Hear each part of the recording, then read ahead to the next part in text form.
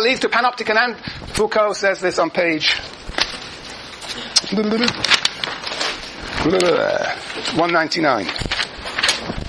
Yes, the new paragraph under what I just read. The new paragraph from 199, Foucault says, they are different projects, the leper and the prey, the control of the confinement of the leper and the surveillance and segmentation of the city threaded by the plague. They are different projects then, but not incompatible ones. We see them coming slowly together, and it is a peculiarity of the 19th century that it applied to the space of exclusion, of which the leper was a symbolic inhabitant, though we may include beggars, vagabonds, madmen, and the disorderly formed, the real population of the 18th century. The technique of power proper to disciplinary partitioning. That is to say, it applied to the space of exclusion, the technique of power proper to disciplinary partitioning. Treat lepers as plague victims. Project the subtle segmentations of discipline onto the confused space of internment. Combine it with the methods of analytical distribution proper to power. Individualize the excluded. But use procedures of individualization to mark exclusion. This is what was operated regularly by disciplinary power from the beginning of the 19th century in the psychiatric asylum, the penitentiary, the reformatory, the approved school, and to some extent the hospital. That is, apply the principles of disciplinary power to the arena of confinement. The prison, the hospital, the penitentiary,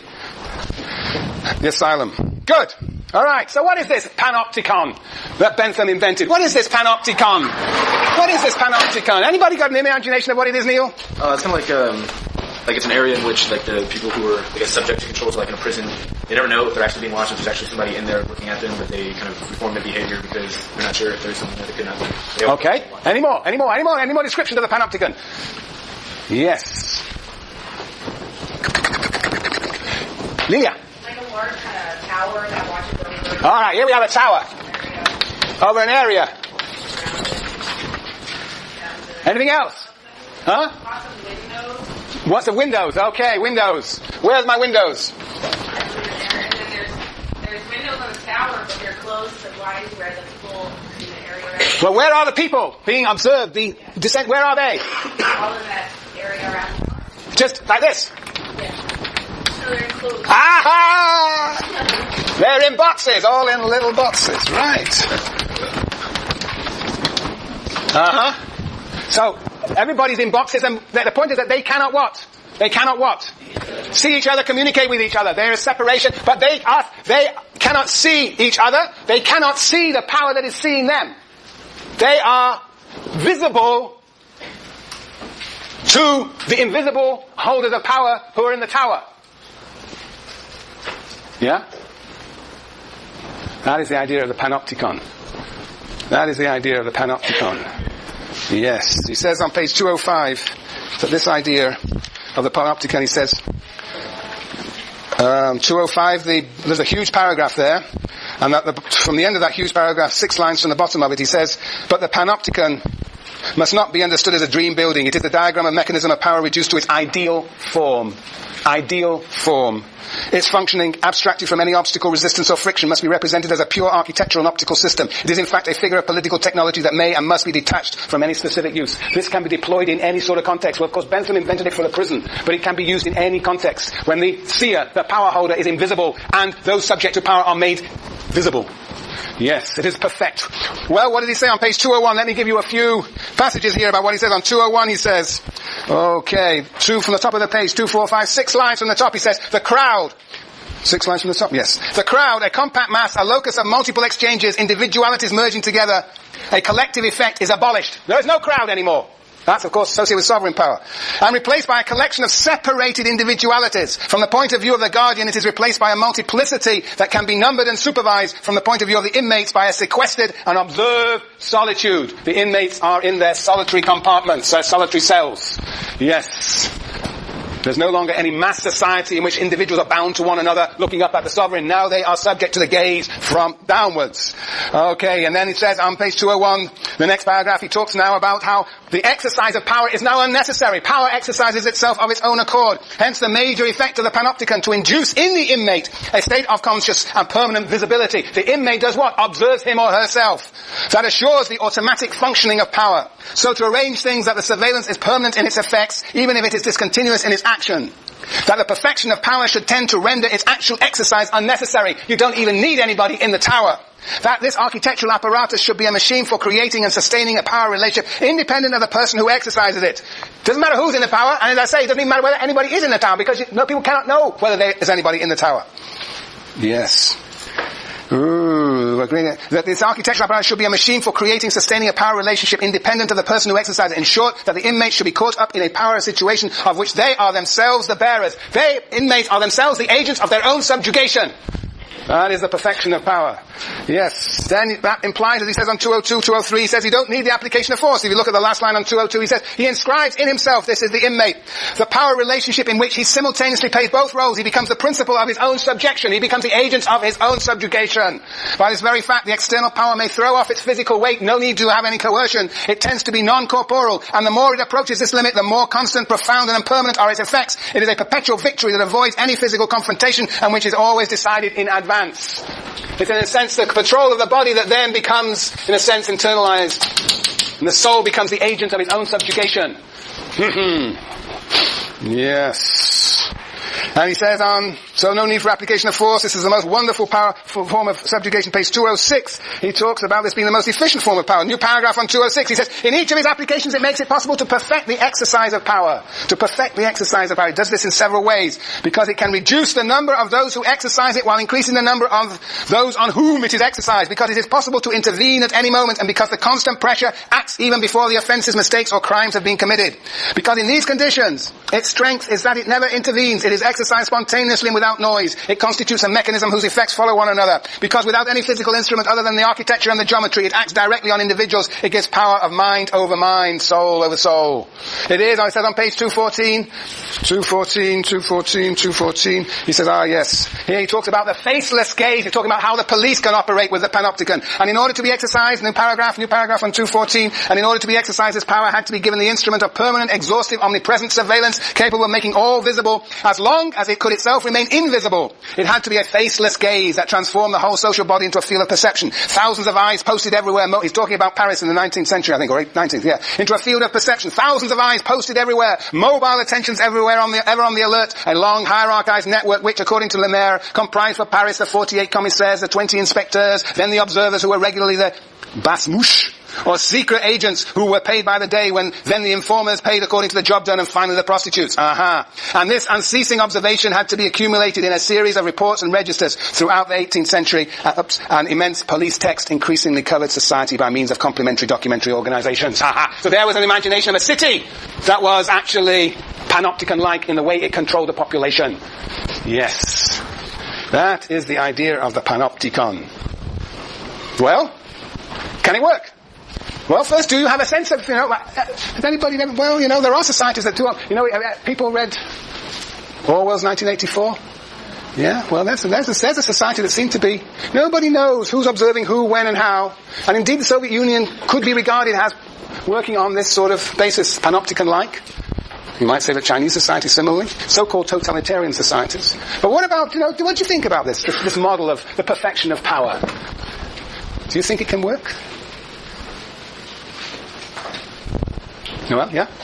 Well, when I went to high school, I grew up on a military base, and so it was very panopticon-like, especially when I was on the NATO base, and so you weren't sure, which, not only it was military, but, which country's military, so you were always trying to, because I was American, so you had to, represent, an ideal American, so, because that's where they got all their views from, and so it was, very surveillance-heavy, wearing clothes, or doing American things, burping in public, I don't know, cheering for football, I don't know, it was very, everyone watching. Everybody watching each other, yes. What do you think about this, Neil? I think we have this in our society, and it works. I think that's the reason we have traffic cameras. That's the reason we, have, cameras on buses. Nobody ever knows or says if they work or not, but they do. They don't require cops to be everywhere all the time. It affects the innocent people because everyone wants yeah? Well, sometimes it doesn't work. Because some people get away with stuff like the Predator around Berkeley, going around, some of those girls are they had about him. On the video that she posted on the blog, the inmates, they were able to communicate. Yes, Pelican Bay. You should look at that video if you haven't already, because this is the most advanced, as far as I know, panopticon-like prison in California. Top security. Tell us about what went on in that prison. What's your name? Justin. So, what failed here? Not found the surveillance. So the inmates, they weren't allowed to communicate with each other, but they just they developed a system called phishing, where they send a note to each other, pass it down to each other. Yes, the inmates developed a way of actually sending notes across from one cell to the next. The panopticon only works if there is no communication amongst the panopticized, the subjugated. And that's the struggle. And of course, the fishing amazing techniques that are developed by the inmates to actually communicate with one another. Yeah, this is a crucial assumption of the panopticon, that the inmates cannot communicate with each other. Yes, Jason? I know this is kind of a stretch, but it just kind of feels like sometimes in everyday life, like, there's just so much of a wall between you and, like, other people, like, you're not allowed to, like, make eye contact on the bus, you can't, like, say hi to people. Aha! So, okay, in the panopticon in the prison, this is broken down, but in day-to-day life, there is a constitution of walls between individuals, is what you're suggesting.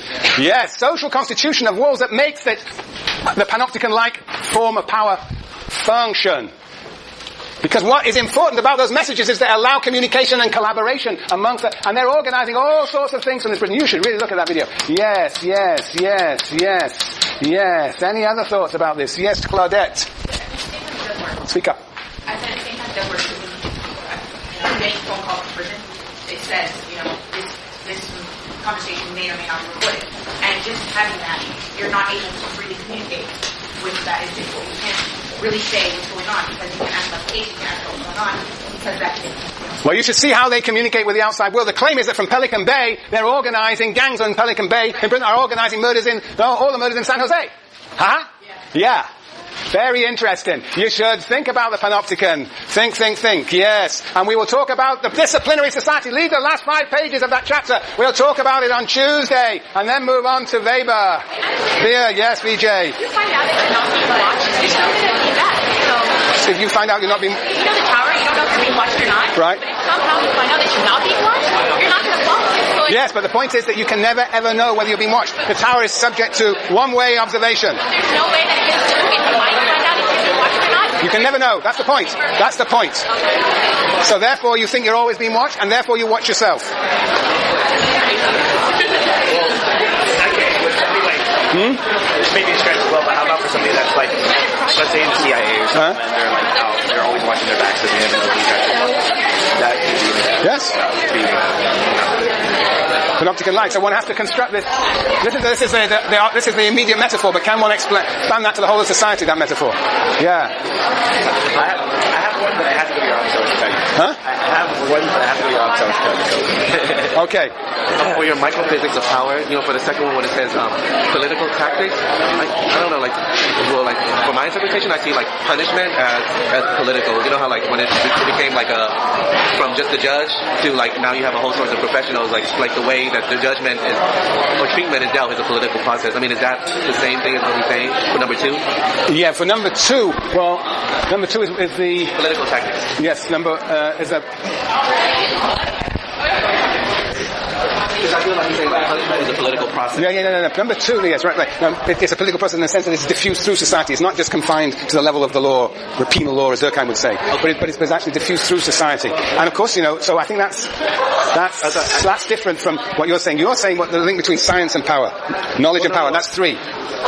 Well, the thing is, like in order to deal out a punishment, it's not just the judge anymore. It's like the psychiatrist, the criminologist, the penologist. So they have basically but that's the knowledge, but it's their expertise that becomes conjoined with power. I mean, what about like in schools too? I mean, maybe it's just not the teacher, but the whole kind of the principal and the vice principal, and how to deal with one particular student. What is the appropriate punishment? There's 2 things going on. There is power in the school. That is to say, it's not just in the state. It's not just a legal phenomenon. There's a sort of legal order of the school itself, and that's point number 2. But there's also the idea that who's one of the forms of knowledge that are deployed in the exercise of disciplinary power in the school, and that is all these new theories of pedagogy, or perhaps a psychiatrist. So there's a confluence of science and power.